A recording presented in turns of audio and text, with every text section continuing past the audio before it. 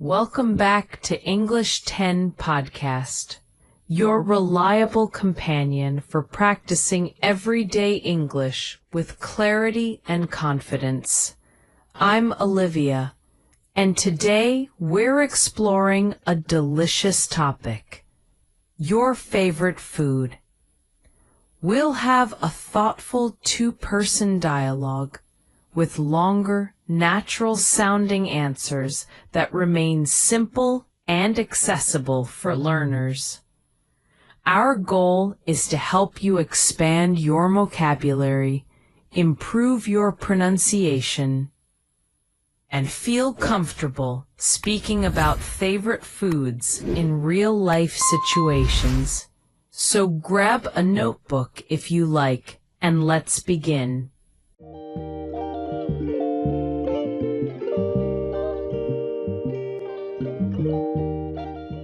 This episode is designed for beginners who want to practice conversational English in a relaxed, professional setting.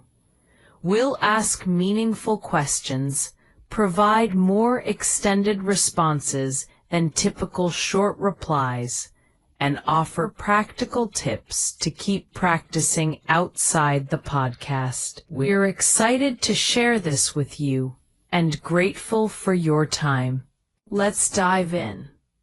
To start, could you tell me what your favorite food is and explain why you chose it?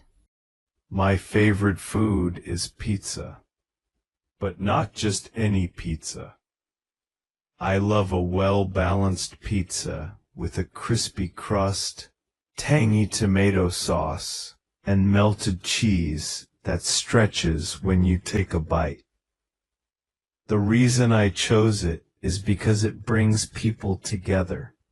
It's easy to share with friends and family, and there are so many different toppings and flavors that you can tailor it to any mood or occasion.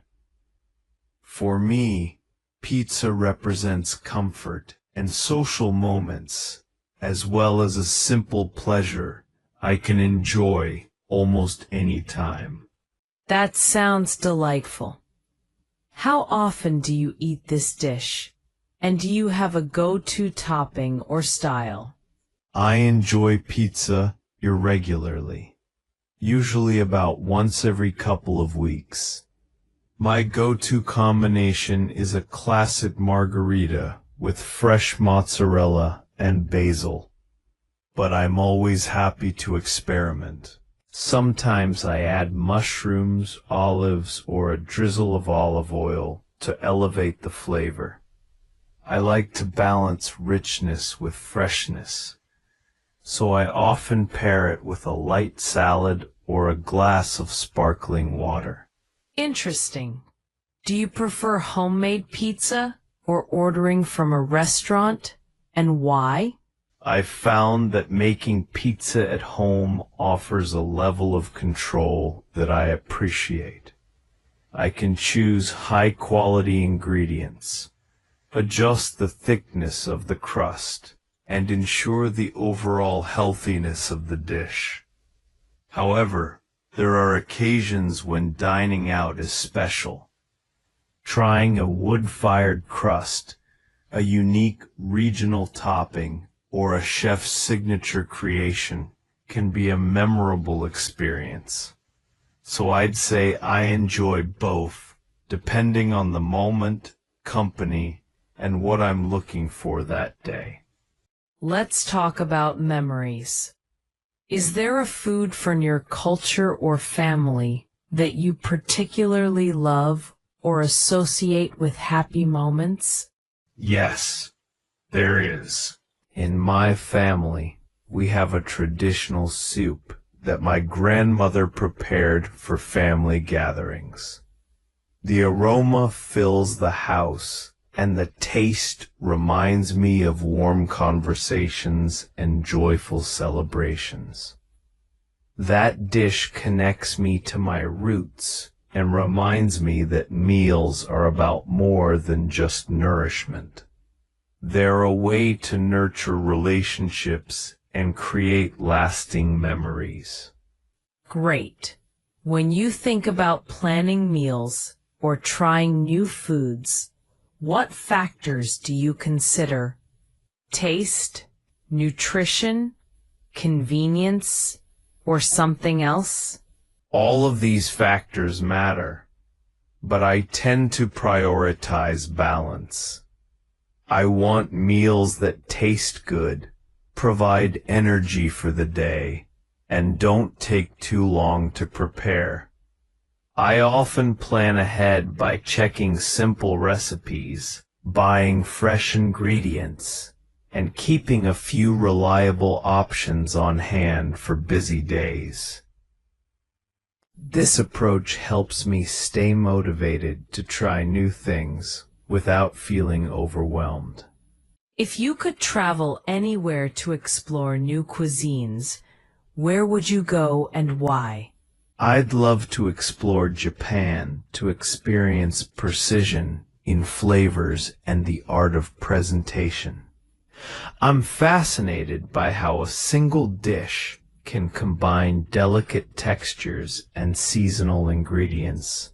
Traveling there would not only broaden my palate, but also deepen my appreciation for cooking as a craft, culture, and history. Finally, what practical advice would you give to beginner English learners who want to talk about food with confidence? Start with a small, manageable vocabulary list related to food, common dishes, ingredients, and simple cooking verbs. Practice by describing meals you've had, focusing on taste, texture, and preparation.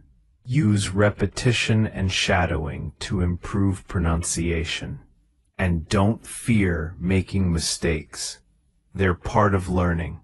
Try to talk about food with a friend or family member in English for real practice. And keep a small food diary in English to reinforce what you've learned.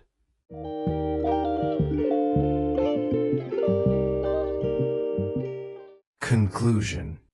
Excellent conversation today. We explored favorite foods with depth, shared memories, and offered practical tips for talking about food in English. Pending conclusion. If you enjoyed this episode, please subscribe to English 10 Podcast for more beginner-friendly conversations. Thanks again for tuning in.